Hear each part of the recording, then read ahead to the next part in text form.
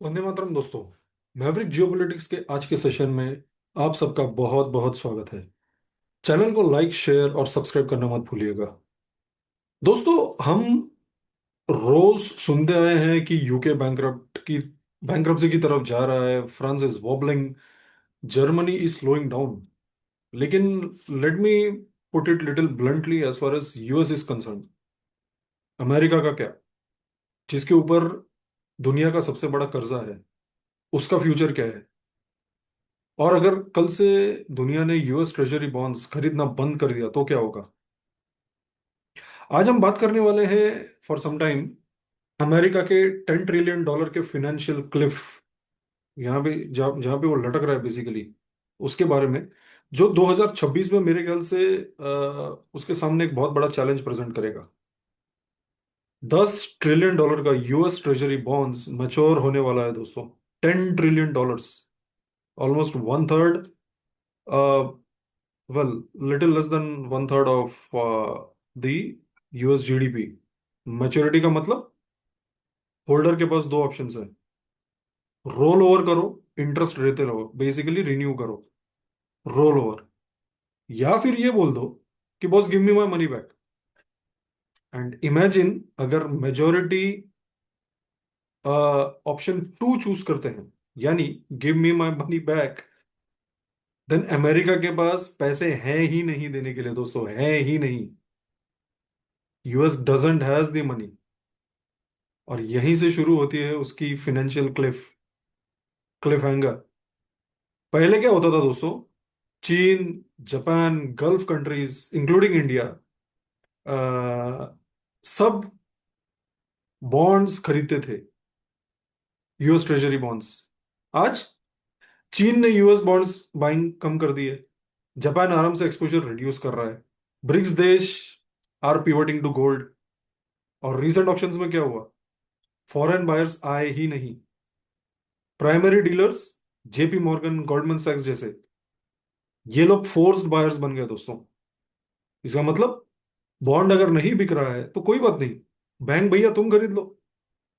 But ये कोई real demand नहीं है, ये सिर्फ एक अकाउंटिंग इल्यूजन है। और इस इल्यूजन, टेलिंग यू, इस इल्यूजन का खामियाजा देखते जाइए ये सारे बड़े बैंक्स कैसे दुनिया पर डालेंगे। Maybe we can have another session on this if you are interested. Comment करके मुझे बताइए अगर आप इस चीज पर एक इस टॉपिक पर एक अलग डिस्कशन चाहते हो। सवाल दोस्तों आज ये नहीं है कि बॉन्ड्स कौन होल्ड कर रहा है, सवाल ये है अगर सब एक साथ बोलें कि पे मी बैक, तो पैसे आएंगे कहां से? यूएस का कर्जा तो बढ़ते जा रहा है। सिर्फ इंटरेस्ट पेमेंट ही $1.5 ट्रिलियन पर ईयर का है दोस्तों। $1.5 ट्रिलियन, इससे ज्यादा ही होगा बट ये एक अप्रोक्सीमेट नंबर है। और दोस्तों ये कर्जे का प्रॉब्लम भी नहीं है, ये मैथमेटिकल इशू है। आरबीआई ने क्या किया है? आरबीआई ने $50 बिलियन के यूएस ट्रेजरीज डंप कर दिए। गोल्ड एग्रेसिवली एक्यूमुलेट कर रहा है आरबीआई।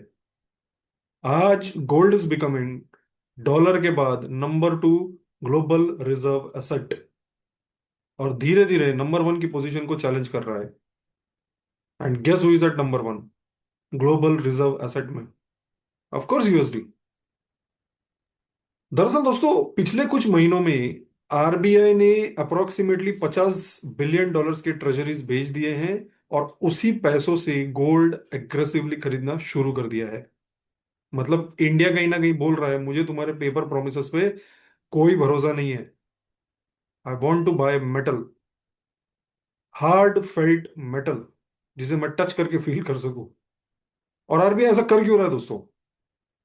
क्योंकि यूएस डेट स्काई रॉकेट कर रहा है, कर्जा तो बढ़ता ही जा रहा है, यूएस का इंटरेस्ट बर्डन भी आउट ऑफ कंट्रोल हो रहा है, और बॉन्ड बायर्स धीरे धीरे गायब हो रहे हैं। तो आरबीआई ये नहीं चाहता कि इंडिया अपना फ्यूचर किसी और के प्रिंटिंग मशीन के हाथ में दे दे। आज गोल्ड सिर्फ एक ज्वेलरी का एसेट नहीं है, सेंट्रल बैंक्स का स्ट्रेटेजिक डिफेंस वेपन बन चुका है। पूरी दुनिया में चाइना गोल्ड खरीद रहा है, रशिया गोल्ड के पीछे भाग रहा है, मिडल ईस्ट गोल्ड के पीछे भाग रहा है, और भारत भी full throttle gold accumulate accumulate कर रहा है। पहले नंबर 1 रिजर्व एसेट हुआ करता था यूएसडी। Gold number 2। आज डॉलर अब भी है नंबर 1, लेकिन गोल्ड रैपिडली गैप क्लोज कर रहा है। और दोस्तों, जब सेंट्रल बैंक्स गोल्ड को प्रेफर करना शुरू कर देते हैं, तो समझ लेना सिस्टम पेपर से मेटल की तरफ माइग्रेट कर रहा है। अब ट्रम्प एडमिन इसमें थोड़ा सा फायर फाइटिंग करने की कोशिश कर रहा है। To avoid sovereign debt collapse, Trump ने क्या किया है कि they are now getting into federal land sales, strategic bitcoin reserve, yield curve control. What is yield curve control? Basically rates को आर्टिफिशियली कहीं ना कहीं कम करके रखना, कैप कर देना। दोस्तों, यील्ड कर्व कंट्रोल का मतलब होता है गवर्नमेंट और सेंट्रल बैंक मिलकर इंटरेस्ट रेट जबरदस्ती एक फिक्स्ड रेंज के अंदर रखते हैं, चाहे मार्केट कुछ भी बोले। नॉर्मली क्या होता है, अगर इन्वेस्टर्स यूएस बॉन्ड नहीं खरीदते तो डिमांड गिर जाएगी, right?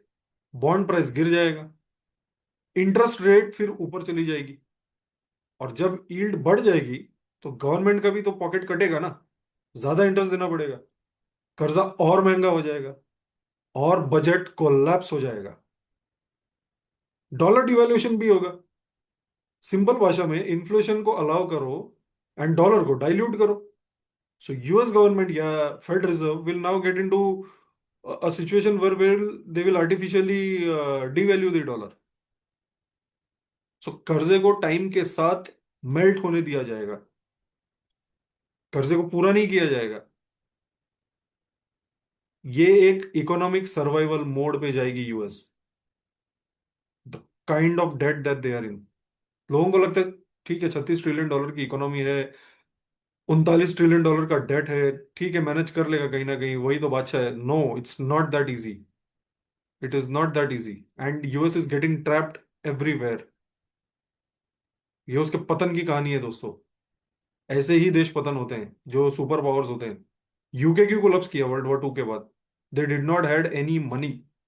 Why did they left India? Because they did not had the money to run India's engine as a गुलाम देश, एज अ कॉमनवेल्थ कंट्री। उन्होंने गांधी जी की वजह से देश को नहीं छोड़ा। वर्ल्ड वॉर 2 के बाद जो उनकी फाइनेंशियल तबाही हुई, उसके बाद they decided we can not any more run a country like India and other countries as well जहां पे उनके शासन थे।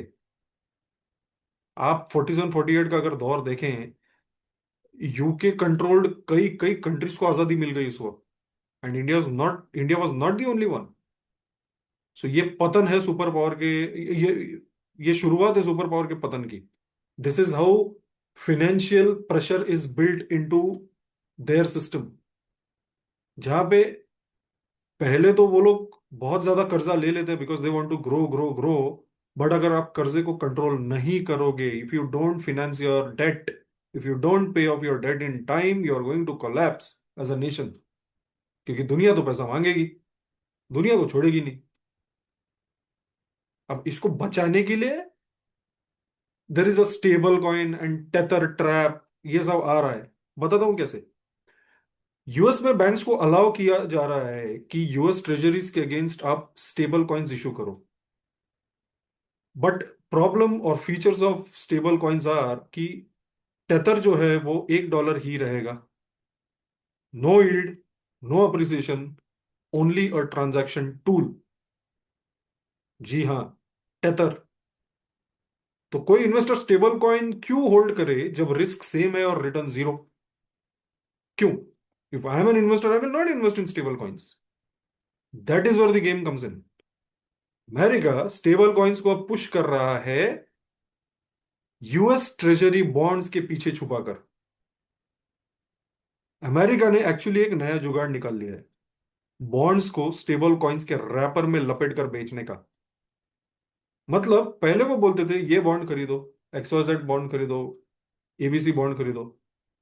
अब वो बोल रहे हैं ये लो $1 का डिजिटल टोकन जो उसी बॉन्ड से बैक्ड है। डेट वही है, कर्जा वही है, बस पैकेजिंग नहीं है। It's a new packaging that they are trying to sell it with. अब इसमें छुपा खतरा क्या है? वो तो आप सोचोगे ठीक है, सो so far, I mean, so long as it is backed by a US Treasury bond, which is guarantee by a government that they will pay my कर्जा back to me, no problem. अब सोचो, अगर कल लोगों का trust हिल गया, ये Wars इतने ज्यादा कंटिन्यू हो गए, ईरान गिर गया एंड पूरी दुनिया अनस्टेबल हो गई, वहां सऊदी यूएई में आग लगी पड़ी है अपने वर्चस्व को लेकर। ईरान ने अगर इसराइल ने अगर ईरान पे हमला कर दिया, यूएस तो डायरेक्ट नहीं करेगा, फिर से तेल के प्राइसेस में आग लग जाएगी। तो लोगों का ट्रस्ट अगर हिल गया and if they run after redeeming stable coin मैंने ले रखा है और मैं रिडीम करने चला गया, तो क्या होगा? स्टेबल कॉइन कंपनी को यूएस ट्रेजरीज जल्दी जल्दी बेचने पड़ेंगे, बॉन्ड प्राइसेस क्रैश करेंगे, इंटरेस्ट रेट्स फिर रॉकेट की तरह ऊपर जाएंगे, और पूरा फाइनेंशियल सिस्टम शॉक मोड में चला जाएगा। एक लाइन में अगर मैं आपको बताऊं, बिटकॉइन जो है वो सिस्टम के खिलाफ एक रेबल है, और टेथर जो है वो सिस्टम को बचाने की एक लास्ट कोशिश। टेथर या स्टेबल कॉइन होता क्या है दोस्तों? आप पूछेंगे कि स्टेबल कॉइन, टेथर, ये हम लोग काफी देर से सुनो, what is this? Stable coin का सिंपल मतलब है डिजिटल डॉलर। जैसे डिजिटल रुपी आरबीआई ने निकाली है, वैसे ही यूएस फेडरल रिजर्व ने डिजिटल डॉलर निकाला है। जैसे 1 USD टेथर हमेशा $1 ही रहेगा, न कम न ज्यादा। इसका डिजाइन ही ऐसा होता है कि इसका प्राइस हिलता ही नहीं। एग्जाम्पल, बिटकॉइन, और उसका प्राइस मूवमेंट क्या होगा? बिटकॉइन का प्राइस मूवमेंट ऊपर नीचे होगा, कभी 20,000 होगा, कभी 60,000, कभी 30,000। एथेरियम का भी सेम। टेथर का कभी भी बदलेगा नहीं, it will always remain $1। Stable coin दोस्तों बनता कैसा है? कंपनी बोलती है, so there is a company who run stable coin. Company बोलती है हम जितना यूएसडी टेथर प्रिंट करते हैं, उतने ही डॉलर्स या यूएस एसेट्स हम अपने पास रखते हैं।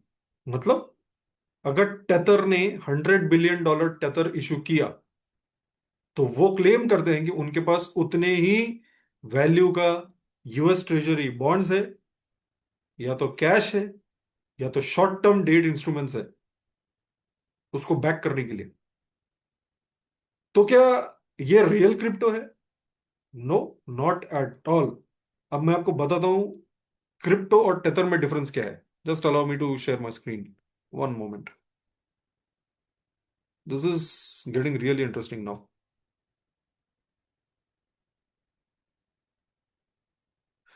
सी दोस्तों, अगर आप स्क्रीन पे देखें, मैंने एक टेबल डाला है, comparison between bitcoin and tether. What is bitcoin? It's a rebel against the system. और टेथर क्या है? सिस्टम का खुद का digital version. Bitcoin is backed bye nothing.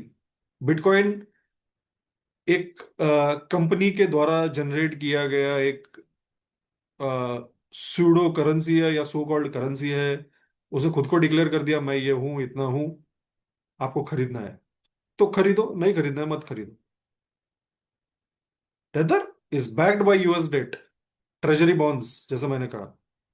Bitcoin, उसकी सप्लाई लिमिटेड है। I think there are only 21 million bitcoins available, 21 million, and it supply is limited.